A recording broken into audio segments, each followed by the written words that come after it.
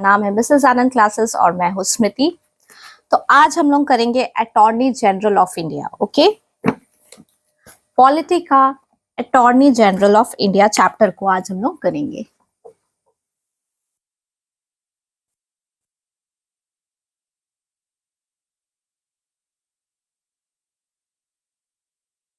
ठीक है, स्टार्ट करने से पहले मैं बोलना चाहूंगी, अगर आप मेरे चैनल पे नए हो और आज पहली बार आए हो तो प्लीज, पहले भी मैंने बहुत सारे चैप्टर्स को पढ़ाया है, उसे चेकआउट कर लेना और मेरे चैनल को फटाफट से जाके सब्सक्राइब कर देना। ठीक है। The Constitution Article 76 has provided for the office of the Attorney General of India. So किस आर्टिकल में है? सबसे पहला इंपॉर्टेंट चीज जो होता है वो है आर्टिकल जानना होता है। तो आर्टिकल 76 में अटॉर्नी जनरल ऑफ इंडिया के बारे में बताया गया है। ठीक है। अपॉइंटमेंट और टर्म क्या होता है? The attorney general is appointed by the president. So कौन अपॉइंट करता है? प्रेसिडेंट अपॉइंट करते हैं। He she must be a person who is qualified to be appointed as a judge of the Supreme Court. So qualification उतना ही होना चाहिए similar to the judge of Supreme Court. Okay. In other words, he she must be a citizen of India and must have been a judge of some high court for at least 5 years or an advocate of some high court for 10 years. So judge होना चाहिए कितने साल के लिए? High court के 5 years और advocate होना चाहिए या फिर एडवोकेट हाई कोर्ट के ही 10 years के लिए। देन ही और she is eligible for the post of the attorney general of India. कौन इन्हें अपॉइंट करता है? The president of India. ठीक है। The term of the office fix नहीं है इनका। Further the constitution does not contain the procedure and grounds of his और हर रिमूवल। सो ना इनका टेन्योर है, मतलब किस एज तक ये काम कर सकते हैं, इसका कुछ भी जिक्र नहीं है कॉन्स्टिट्यूशन में, बताया नहीं गया है कॉन्स्टिट्यूशन में, और ना ही रिमूवल का कोई भी प्रोसीजर बताया गया है कॉन्स्टिट्यूशन में। कब तक ये होल्ड करते हैं office? Pleasure of the president. Okay, he she can be removed by the president. So president कभी भी रिमूव कर सकते हैं अटॉर्नी जनरल ऑफ इंडिया को एट एनी टाइम। वो क्विट भी कर सकते हैं through resignation. Conventionally, he she resigns when the government. So, Attorney General of India कब resign करते हैं? जब Council of Ministers या फिर बोल सकते हो आप Government of India, जो भी गवर्नमेंट है वो resignation देती है। The remuneration of AG is not fixed. So, remuneration भी fixed नहीं है। He she receives such remuneration as the president. So, president जो भी determine करते हैं वो remuneration भी मिलता है। ठीक है। Article 76 of the chapter 1 that is the executive in part 5 of the constitution deals with the office of the attorney general of India. ठीक है। सो ड्यूटीज एंड फंक्शंस को देख लेते हैं। As the chief law officer of the government of India. So कौन है ये? Attorney general of India, chief law officer.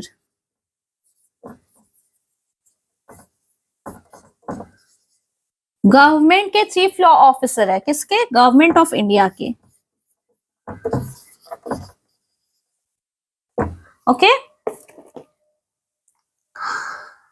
उनका जो भी फॉलोइंग ड्यूटीज है, to give advice to the government of India upon such legal matters which are referred to him or her by the president. So वो advice देते हैं legal matters पे। President अगर कुछ एडवाइस चाहते हैं तो वो एडवाइस देते हैं। To perform such other duties of a legal character. So legal character कुछ और भी फंक्शंस जो असाइन किया गया है प्रेसिडेंट के द्वारा। To discharge the functions conferred on he or her by the constitution. So और भी कोई भी फंक्शंस हैं जो कॉन्स्टिट्यूशन में उनके लिए रखा गया है, वो सारे फंक्शंस को डिस्चार्ज करते हैं। ठीक है। The president has assign the following. So president ने कुछ ड्यूटीज असाइन की है attorney general of India that is AG of India को। To appear on behalf of the government of India in all cases in the Supreme Court in which the government of India is concerned. So appear होना है कब? सारे cases में in which government of India concerned है, supreme court में appear होना है उन्हें। To represent the government of India in any reference made by the president to the Supreme Court under Article 143 of the Constitution. So government of India को represent करते हैं article 143 के under कोई भी मैटर में। ठीक है। to appear when required by the government of India in any high court in any case in which the government of India is concerned. So high court में भी उन्हें ही appear होना है, supreme court में भी उन्हें ही appear होना है if any case is being involved for the government of India. So rights और limitations भी हैं, चलिए देखते हैं. In the performance of his or official duties, the AG has the right of audience in all courts in the territory of India. Further, he has the right to speak and to take part in the proceedings of both the houses of parliament or their joint sitting. So उनका बोलने का भी हक है और joint sittings में जो भी लोकसभा और राज्यसभा का joint sittings होता है उसमें भी वो पार्टिसिपेट कर सकते हैं, जॉइंट मीटिंग में पार्टिसिपेट कर सकते हैं. And any committee of the parliament of he she may be named a member but without the right to vote. But उनके पास वोटिंग करने का राइट नहीं है. ठीक है. In order to avoid any complication and conflict of duty, limitations भी कुछ दिए गए हैं, कॉन्फ्लिक्ट ना हो ड्यूटीज के लिए. फंक्शंस जो इनका है उनमें लिमिटेशन भी है. He she should not advise or hold a brief against the government of India. So वो एडवाइस नहीं दे सकते गवर्नमेंट ऑफ इंडिया को या फिर उसके अगेंस्ट नहीं हो सकते गवर्नमेंट ऑफ इंडिया को. She should not advise or hold a brief in cases in which she is called upon or to advise or appear for the government of India. So against, basically against नहीं होना है government of India का. He should not defend नहीं करना है किसको? accused persons in criminal prosecutions. So criminal prosecutions में government उन्हें क्या नहीं करना है? डिफेंड नहीं करना है किसको? क्रिमिनल्स को, accused persons को. विदाउट द परमिशन किसका? परमिशन के बिना गवर्नमेंट ऑफ इंडिया का. He should not accept appointment as a director in any company or corporation. So किसी भी कंपनी के एज ए डायरेक्टर वो नहीं बन सकते हैं या किसी भी कॉर्पोरेशन के डायरेक्टर नहीं बन सकते हैं. ठीक है. किसके बिना? Without the permission of the government of India. He should not advise any ministry or department of government of India or any statutory organization or any public sector undertaking unless the proposal or a reference in this regard is received. So कोई भी ministry या कोई भी department को advice नहीं दे सकते until and unless उनको कोई रेसिप्ट मिला है, उनको कोई रेफरेंस मिला है कि आपको इस चीज में एडवाइस देना है. ठीक है. या फिर रेफरेंस किससे मिला है? Through the ministry of law and justice, department of legal affairs. AG is not a full time counsel for the government. So ये क्या है? ये फुल टाइम नहीं है. Okay, not full time. Okay, he does not fall in the category of government servant. So ये government servant भी नहीं है.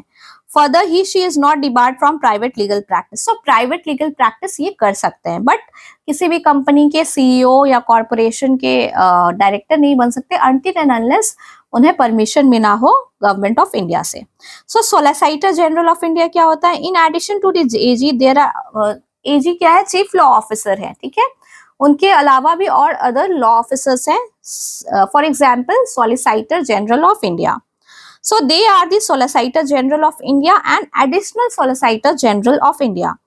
ये क्या करते हैं? ये असिस्ट करते हैं एजी में, एजी को, that is attorney general of India को, उनकी ऑफिशियल रिस्पॉन्सिबिलिटीज को कैरी आउट करने में. ठीक है. In other words article 76 does not mention. So article 76 में नहीं मेंशन है किसके बारे? Solicitor general and solicitor general of India. So AG is not a member of the central cabinet. So attorney general of India क्या है? वो member नहीं है किसके? कैबिनेट के मेंबर वो नहीं है. ये बहुत इंपॉर्टेंट छोटी सी पॉइंट है but very very important. He is not a member of the cabinet. ठीक है.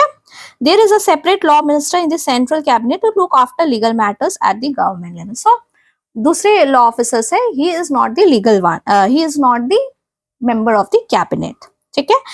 ये इसी के साथ ये चैप्टर खत्म होता है. छोटा सा चैप्टर था बट इम्पोर्टेंट है. इसमें कुछ कुछ पॉइंट्स जो मैंने बताए हैं किस आर्टिकल में है, दैट इज 76 में है. इनका क्राइटेरिया जो दिया हुआ है, कौन अपॉइंट करता है? प्रेसिडेंट अपॉइंट करते हैं.